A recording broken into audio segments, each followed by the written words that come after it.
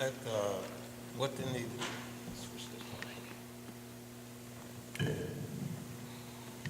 Well, they want to, you got to stand up. Don't be afraid. See, we weren't afraid. See, we stood up. We wouldn't let them turn us around. We stood up, be men, not kids. We stood up, be just, be honored as a human being for our right to get to work for our family. That's what we did. Stood up. Don't let nobody say you can't do nothing. You can do it. Just keep it going. I said, we struggle. Son, I'm saying, on that film, you see how the police run us. Then right around behind that, the police, they blocking us trying to keep our job. We going. See, they want a union then. They don't beat us to death. Then they turn right around there and want to stop us from working. We kept on going, because we let them turn us around. Because how they did, y'all got to stand up, be men, not no more.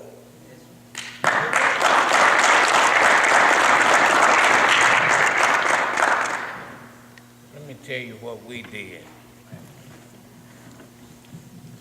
We just didn't march. We just didn't march down Main Street, down Beale Street. What we did, we went to the churches in our community. It wasn't hardly a night passed that we wasn't at somebody's church. We explained to the community that we were being misused. We went to the community centers. We would hold rallies. This is how we got our word out. And it wasn't long before we had the whole black community behind us. And we had them so till every day when we would march down Main Street, we would have some members of the community marching with us. That's what we did. And I believe it will work for you too.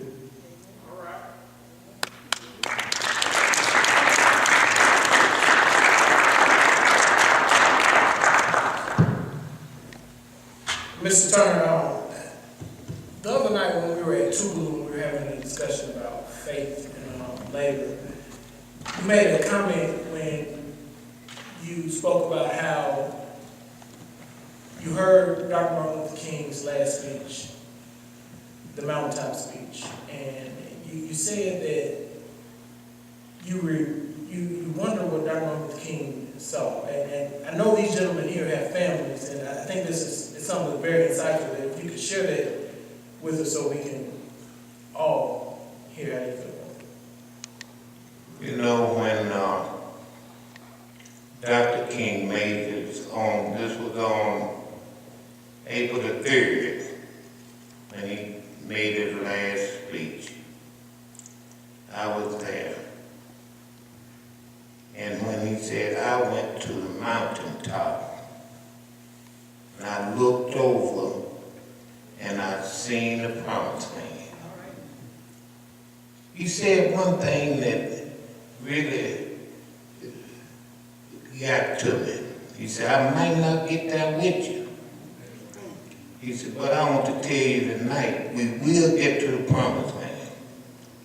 So I wondered, what did he see when he got to the mountaintop? And then it came to me. He saw my 3 little girls. I had a wife and 3 little girls. And those little girls, the oldest was 9. And they were follow me everywhere I go, you know, if I was going to a rally. I wanted them to see what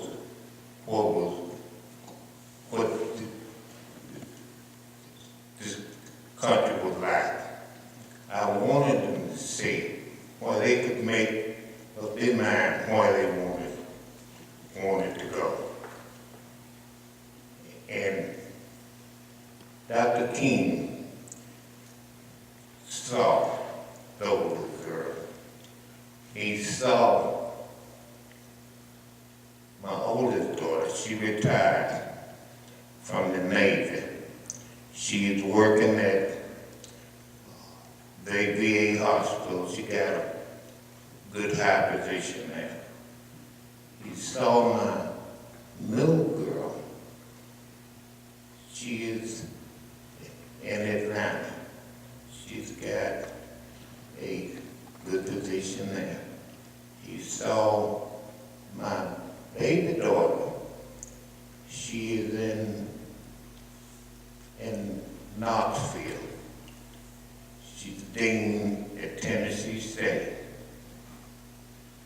This is what the reason I fought, to make sure my kids didn't go through the same thing that I went through.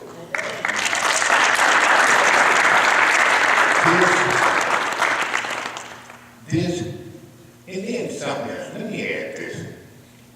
When I put that sign around my neck saying I am a man, it meant just what it said. I am a man.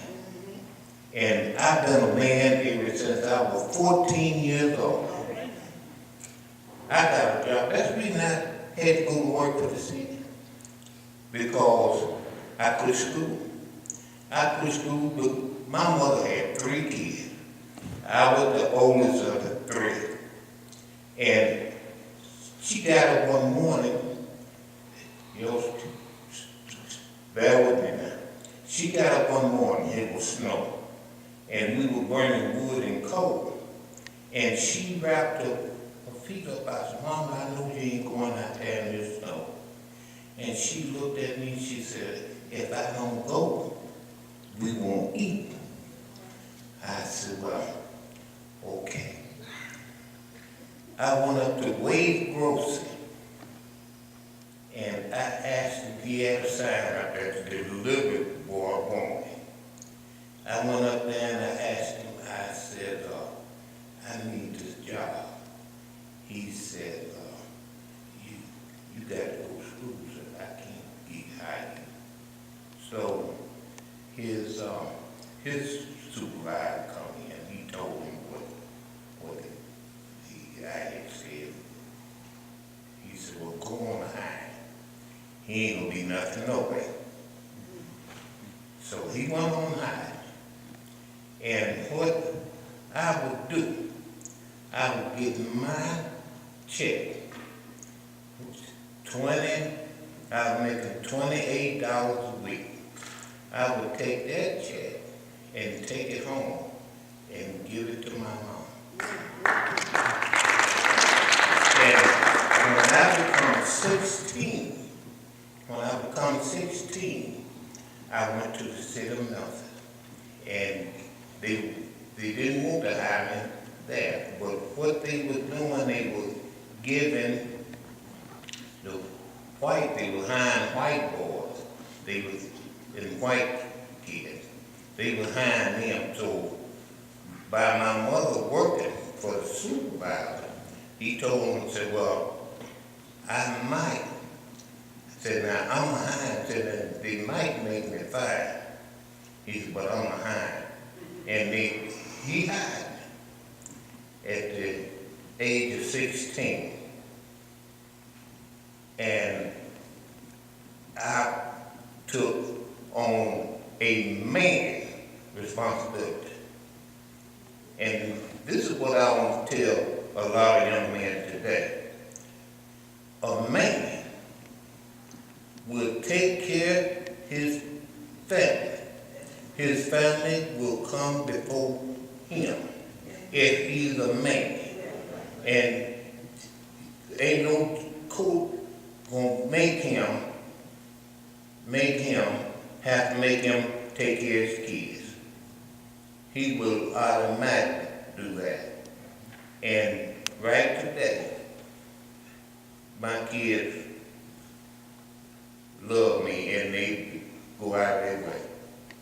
That's because I was a man. They knew I was a man.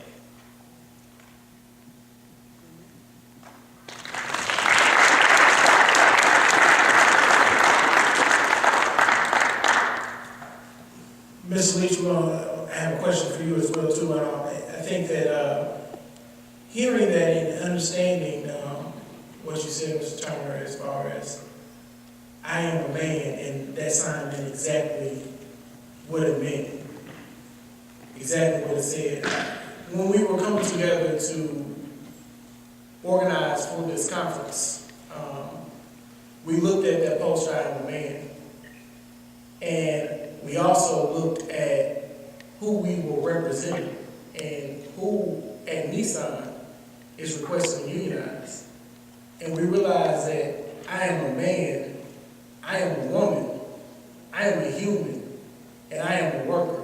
And all of those things coincide, and they're all the same. Because there are women out there at Nissan now that are in the same predicament. There are women out there who are experiencing the same things. And Mr. Leach, you said something when we were at one of the 2 days, I can't remember which one, but I definitely remember you said that we were standing up not just for the workers, but we were standing up for you all marching and striking for the community. Can you go into that a little bit? Yeah, well, I said, when we went out, stood up and be a man, be just, not knowing we wasn't going back. We gonna stand and march for our kids. And so like I said, when we walked out on our track, and I asked the men, I said, we going on strike. They said, no, we got a contract. I said, why? I said, we going out. I cried. It burned me up. It's hurting me.